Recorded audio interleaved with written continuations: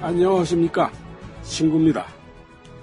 어떨 때 국회를 보면은 여야가 힘겨루기 하다가 법안이 상정도 못 되고 폐기되는 경우가 많죠.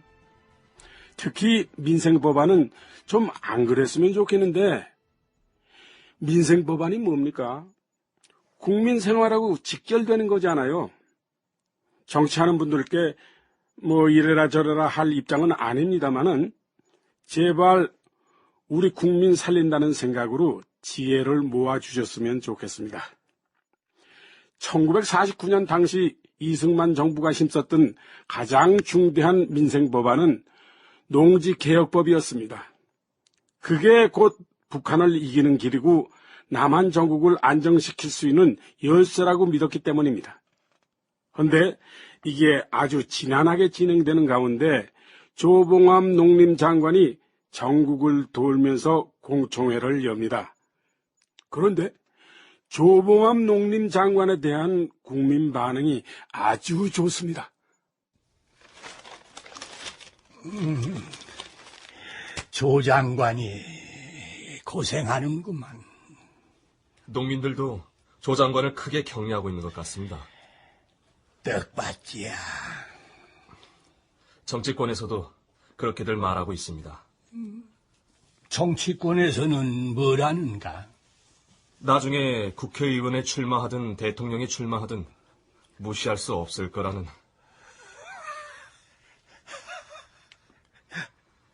아무래도 농지개혁이라는 사안이 사안인 만큼 농민들한테는 관심을 끌 수밖에 없는 인물이죠. 게다가 전국을 돌면서 공청회를 하니까 인지도도 올릴 수 있고요.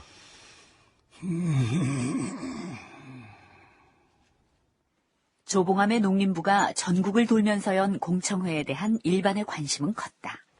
가는 곳마다 초만원이었고 진지한 토론이 이뤄지면서 조봉암의 인기도 날이 갈수록 높아졌다.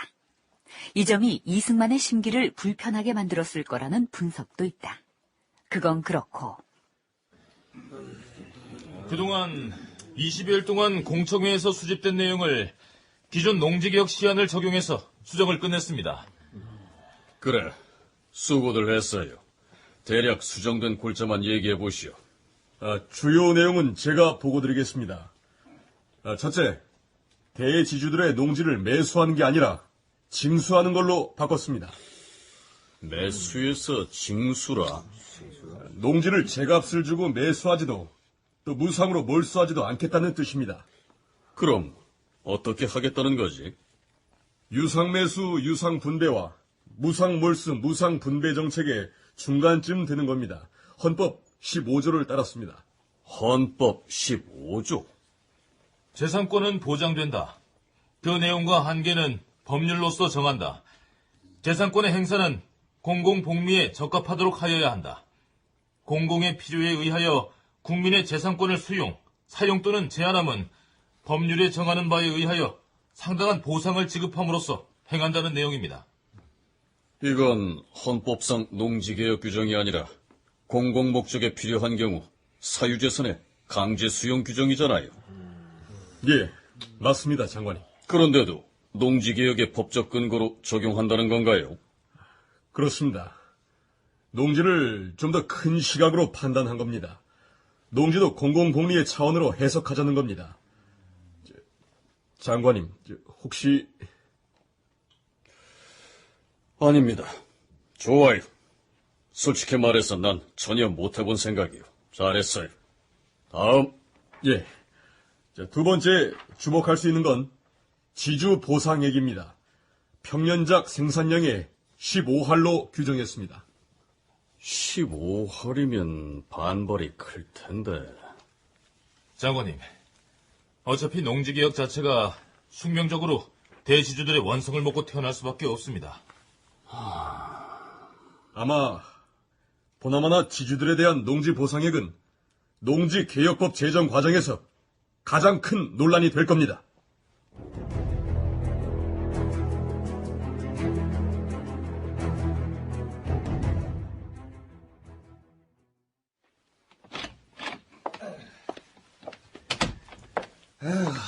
아주 죽어라 하는구만. 김 의원, 칼 들고 누가 쫓아오기라도 합니까? 왜 그래요? 예, 칼만 안 들었지 강도나 마찬가지예요. 아이고, 누가요? 농림부 말입니다. 농림부가 농지 개혁안을 만든 모양인데 지주들에 대한 보상가액이 얼마인지 아십니까? 15알입니다. 평년작 1년 생산량의 150%요. 뭐요? 그것도 3년 거치 10년간 보상으로요. 아니, 뭐라고요? 그럼 땅을 거저 빼앗자는 거 아닙니까? 그러게 칼만 안 들었지 강도나 마찬가지 아닙니까? 나아가서는 우리 한민당을 주저앉히겠다는 수작입니다. 인촌 선생도 그런 내용을 알고 있습니까? 당연히 알고 있죠. 별 말씀 없어요?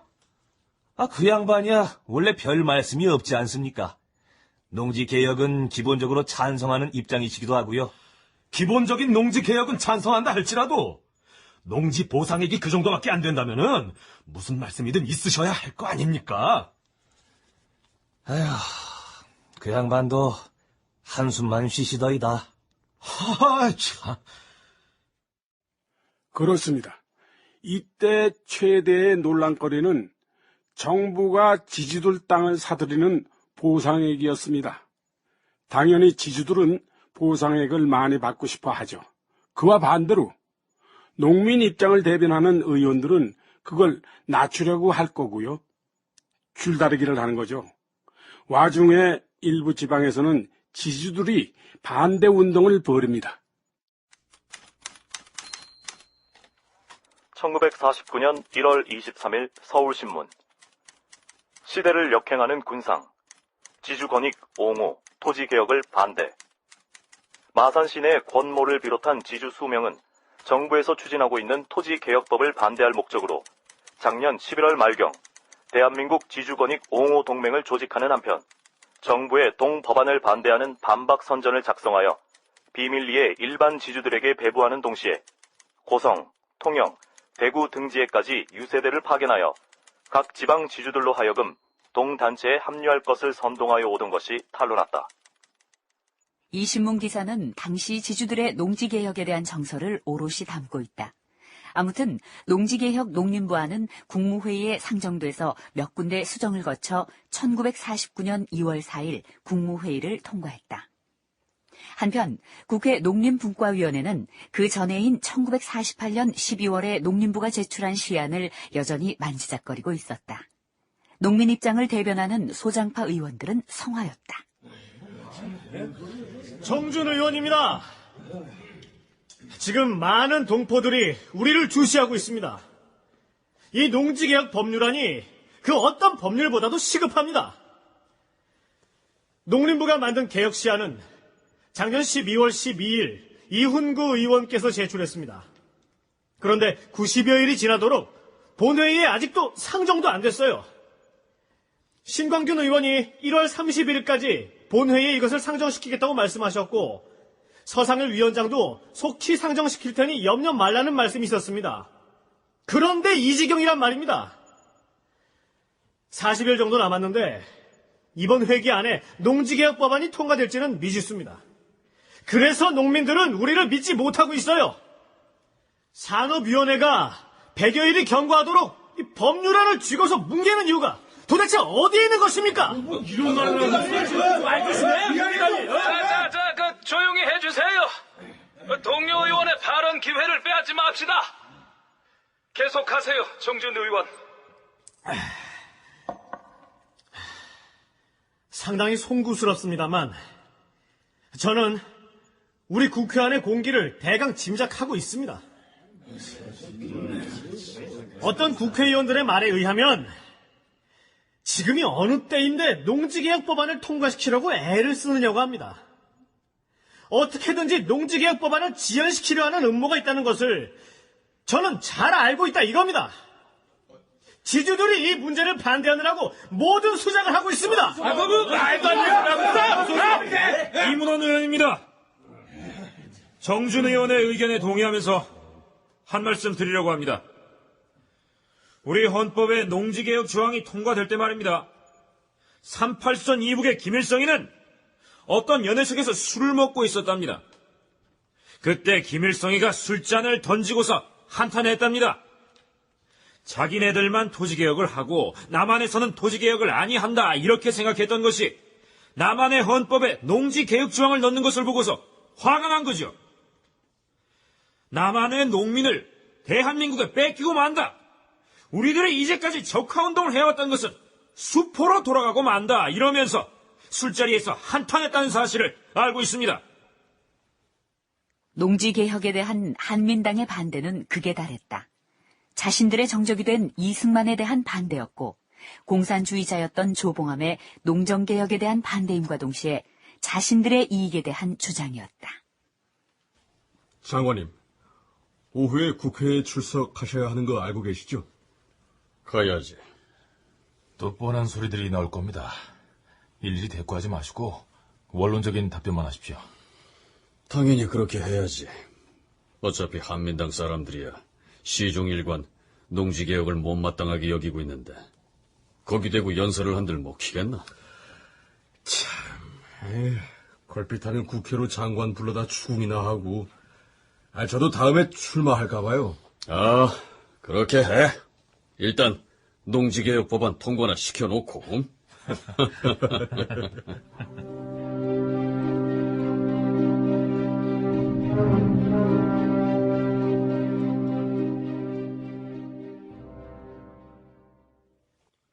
장관은 지주들의 땅을 어떻게 생각하는지는 몰라도 대대로 조상으로부터 물려받은 땅도 있고 힘써서 일군 땅도 있습니다. 그러한 땅을 지금 정부는 거의 빼앗다시피 해서 소작농들한테 주겠다는 거예요. 장관은 보상액 수준에 대해서 어떻게 생각하십니까? 지주에게 보상하는 액과 또 분배받는 사람이 상환할 액수에 대해서만 간단히 말하겠습니다. 소작이는 지금 땅을 거저준다고 하면 기뻐할 것입니다. 그러나 만일 28, 38 한다고 할 것 같으면 이 법을 우리가 제정한다고 하더라도 제대로 실시는 되지 않을 거라는 걸 여러분에게 말씀드립니다. 평균적으로 1년 생산량의 15할 이상 올라가서는 절대로 시행되지 않는 법이라는 것을 우리가 기억해야 되겠다는 것이 옳시다. 물론 지주도 국민이니까 우리가 보호해야 된다는 것은 당연한 말씀입니다. 그러나 가령 10원에도 팔리지 않는 물건을 우리가 50원에 팔아주겠다는 법을 만들고 있으면 지주까지도 미친놈이라고 웃을 것입니다. 안 그렇습니까? 그러니까 뭡니까? 결론만 말해요. 그러니까 보상액에 대해서 적절하게 정해야 할 것이며 15할 이상 되어가지고는 받는 사람이나 주는 사람이나 말이 되지 않는다는 것입니다.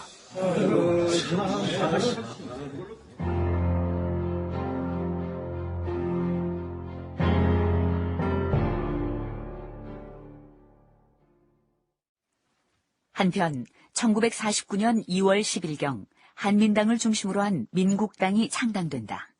이승만 정권을 독재라고 규정하고 내각제 개헌을 시도하기 위해서였다. 시절이 참으로 수상하구만. 카카, 참 원통한 일입니다. 내각제를 추진한 의원들의 명분은 독재라는 것인데 이게 말이 됩니까? 여기서도 독재한다. 저기서도 독재한다. 아무데나 독재를 갖다 붙이는 것이 이 시절의 유행 아닌가.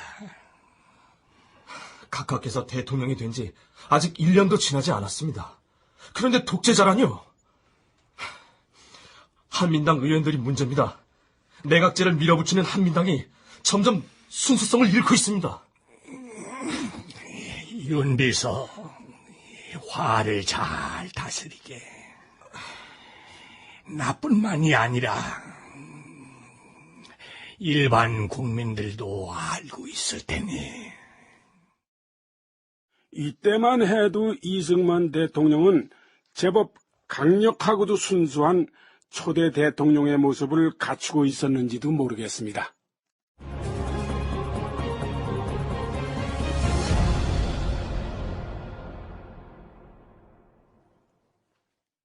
출연 이승만, 김정호, 조봉암, 이규석, 이영근, 권도일, 강진국, 박상훈, 이문원, 권창욱, 정준, 조민수, 윤석호, 차한석, 의장 김영우, 한민당 의원 백성식, 김인, 의원들 전상조, 박노